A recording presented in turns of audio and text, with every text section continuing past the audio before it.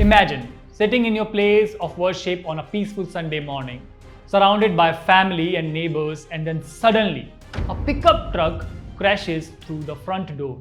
Gunfire erupts and flames consume the building. That is the horror that unfolded inside a Mormon church in Michigan this weekend. At least 4 people are dead, 8 are wounded, and an entire community is shaken. Today, we piece together the chilling details of this tragedy and ask why houses of worship in America continue to come under fire.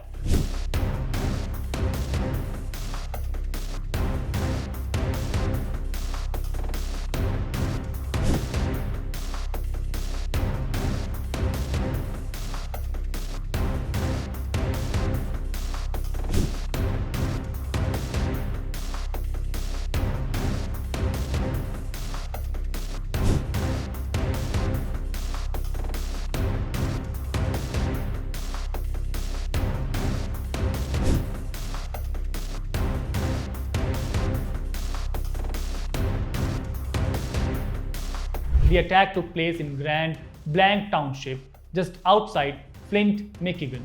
Hundreds of people had gathered inside the Church of Jesus Christ of Latter-day Saints, also known as Mormon Church, for a Sunday service. Around 10:30 a.m., a man driving a pickup truck decorated with 2 American flags rammed straight through the church front doors. He then stepped out and opened fire. Police Chief Williams said officers responded within 30 seconds of the first 911 call. For the next 8 minutes, chaos unfolded. Worshippers running for cover, flames spreading through the chapel, and gunshots ringing out. Finally, officers cornered the suspect outside and shot him dead. But by then, 4 lives were lost and 8 were injured. One of them is in critical condition. Authorities have identified the gunman as 40-year-old Thomas Jacob Sanford from nearby Burton. Sanford was not an ordinary citizen. He was a decorated former US Marine. He served from 2004 to 2008, rising to the rank of sergeant.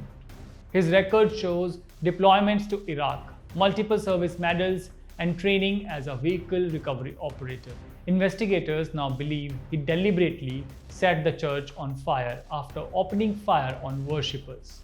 But the most disturbing part, police still don't know why.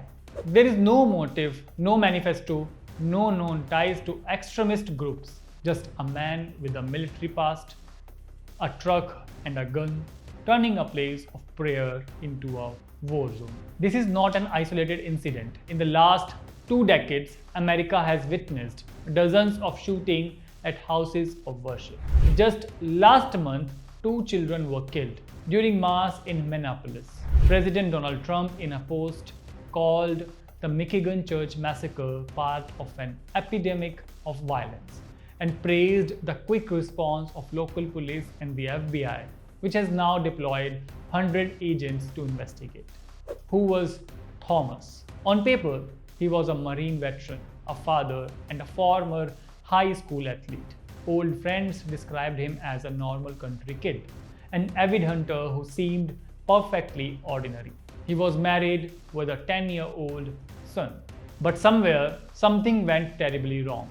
His home has been cordoned off by police, and investigators are now digging into his past, searching for clues in his personal life, his mental health, his relationships, and his years after the Marines. Places of worship are meant to be sanctuaries. But once again, America is reminded that no place feels safe from gun violence. As President Trump said, this epidemic of violence must end immediately.